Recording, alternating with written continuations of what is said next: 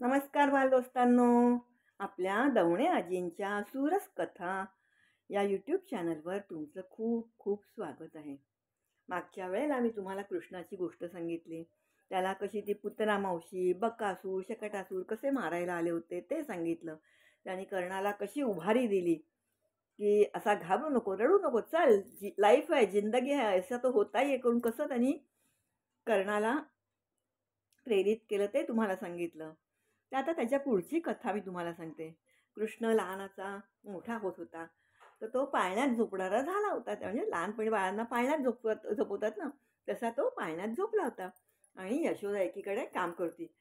प्रत्येक आईचं असं असतं, की आई काम करते, बाळाला तिथे झोपवते, पण तिचं अर्ध लक्ष सगळं बाळाकडेच असतं. काम करत असते, एकीकडे काम करते, एकीकडे तिचं लक्ष सगळं बाळाकडे असतं.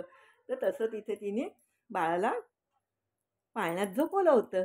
कृष्ण आपला झोपला होता पाळण्यात आणि ही इथे काम करते. तितक्यात धपकन आवाज आला तिला. आवाज आल्याबरोबर ती वळली. काय झालं एकदम? तर त्याला पाळण्यात जाग आली होती. जाग येऊन त्याने धडपड करून त्याने तेवढ्यात पाळण्यातून उडी मारली बाहेर. ती घाबरली. तिने हातातला चमचा, कालथा काय होतं ते तसंच टाकलं आणि माझं बाळ त्याच्यातून पाळण्यातून पडलं. पाळण्यातून पडलं म्हणून ती धावत आली आणि त्याच्या डोक्याला असं हे करते, "कुठे लागलं? कुठे लागलं? बाळा कुठे लागलं?"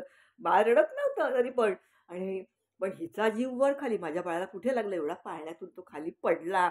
त्याला लागलं असेल कुठेतरी. पण बघते तर काय, अहो जगन नियता, तो जगाला निर्माण करणारा, त्याला काय लागणार? हं. तिने पण त्याला मस्तपैकी दूध-बीध पाजून मजबूत केला होता.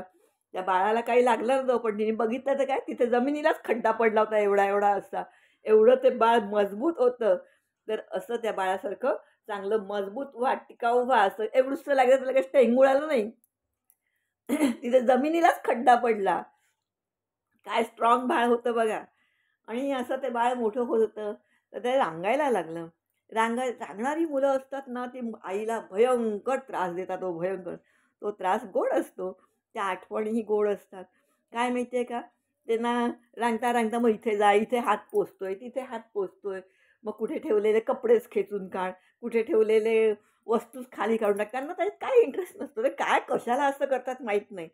पण कपाट असलं ना, की कपाटाचा खालचा ड्रॉवरच खेच, त्याच्यात असलेली पुस्तकंच बाहेर काढून टाक, खेळणीच बाहेर काढून टाक. काय कपडे, आई कशी कपडे स्वच्छ धुवून घड्या घालून ठेवते ना कपाटात एका ठिकाणी, मग ते कपडेच सगळे काढून टाक. सगळी बाळं अशीच करतात. हा पण तसाच त्रास द्यायचा. मी तुम्हाला माझ्या मुलाची पण गोष्ट सांगते. माझाही बाळ जेव्हा गौरव माझा लहान होता 9 महिन्याचा, रांगायला लागला. तर तो पण खूप गोड होता दिसायला. असेच त्याचे पण कुरळे कृष्णासारखे घुंगराले असे कुरळे केस होते. तर सगळेजण मला सांगायचे, "शर्मोशी आमच्याकडे ये, शर्मोशी आमच्याकडे ये." ते छोटं बाळ बघून सगळ्यांना मजा यायची. पण गंमत अशी व्हायची, मी आता आई जिथे जाईल तिथे बाळ जायचं आणि त्याच्याचसाठी आम्हाला सगळे बोलवायचे. मी जिथे जाईन तिथे, "अरे शर्मोशी आली, देव उचला." सगळ्यांचे देव आमच्याकडे देव ना असे खाली होते. सगळेजण पाटावर बसायचे आणि समोर असं आपल्या लेव्हलला त्यांनी देव्हारे लावलेत सगळ्यांनी. अजूनही आमच्याकडे तसेच आहेत माझ्या माहेरी, की मग ते देव देव्हार घालून पाटावर बसून आमच्याकडे पूजा करतात. पण शरमोशी आली, की ते देव सगळेजण उचलायचे आणि आपला किचनचा कडाप्पा असतो ना, त्याच्यावर ठेवायचे. का माहिती आहे? हा रांगत जायचा आणि सगळे देवच खेळायला घ्यायचा. एक दिवस माझी भाची आरती, ती तर मला बोलली, "शर्मोशी, आज आमचे देव कॉन्फरन्स करतायत." त्यांनी सगळे देव असे गोल कर मांडून ठेवले होते. अशी ही मुलं खूप नॉटी असतात. त्यांना त्याच्यात काही कळत नसतं, पण उगाचच हे खेच, ते खेच, ते खेच असा नुसता त्रास देतात अगदी आईला. तर तसा हा कृष्ण पण आईला त्रास देत होता. तर ती बोलली, "थांब, तू मला त्रास देतोस ना, आता मी तुला उखळीलाच बांधून ठेवते. मग तू काय करशील?" आणि यशोदा मैया त्याला उखळीला बांधून ठेवते. आणि उखळीला बांधून ठेवते. तिला वाटते आता ही उखळी एवढी जड, ह्याच्याच्यानी काय हालणार आहे, असं तिला वाटतं.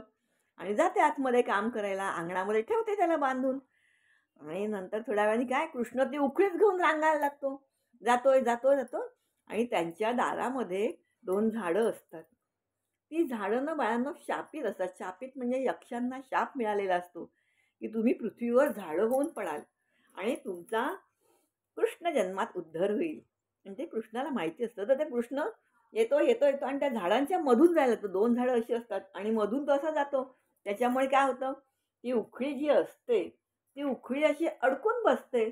जातच नाही, जातच नाही. हा छोटा आपला इकडनं बाहेर येऊन उखळी खेचतोय, खेचतोय, खेचतोय आणि शेवटी एवढा जोर लावतो, की कडकड, कडकड, कडकड, कडकड आवाज करून ती दोन्ही झाडं पडून जातात. तशी यशोदा घाबरते. काय झालं? अरे बापरे! एवढा आवाज कसला आला? आणि म्हणून बाहेर जाऊन बघते तर काय, ती 2 झाडं 2 बाजूला पडलेली असतात आणि हा कृष्ण त्याच्यामधून जात असतो. मग ती येते धावत-धावत येते, ती उखळी-बिखळी सोडते. त्याला छातीशी लपते, पटापट मुक्के वगैरे घेते. "अरे बाळा, तुला कुठे लागलं तर नाही ना? लागलं तर नाही ना?" बाळाला कुठे काही लागलेलं नसतं. पण त्या निमित्ताने त्या 2 यक्षांना त्या दिवशी मुक्ती मिळते. ती झाडं जी पडतात त्याच्यातून ते 2 यक्ष बाहेर येतात आणि आकाशात जातात. तर अशी होती आपली आजची कृष्णकथा. तुम्हाला आवडली का? आवडली तर लाईक करा आणि कमेंट करा. मला जरूर कळवा की तुम्हाला गोष्ट आवडली की नाही आवडली ते. सबस्क्राईब करा. पुढच्या अशा छान नव्या कथेसह पुन्हा भेटूया. तिथपर्यंत जय श्रीराम.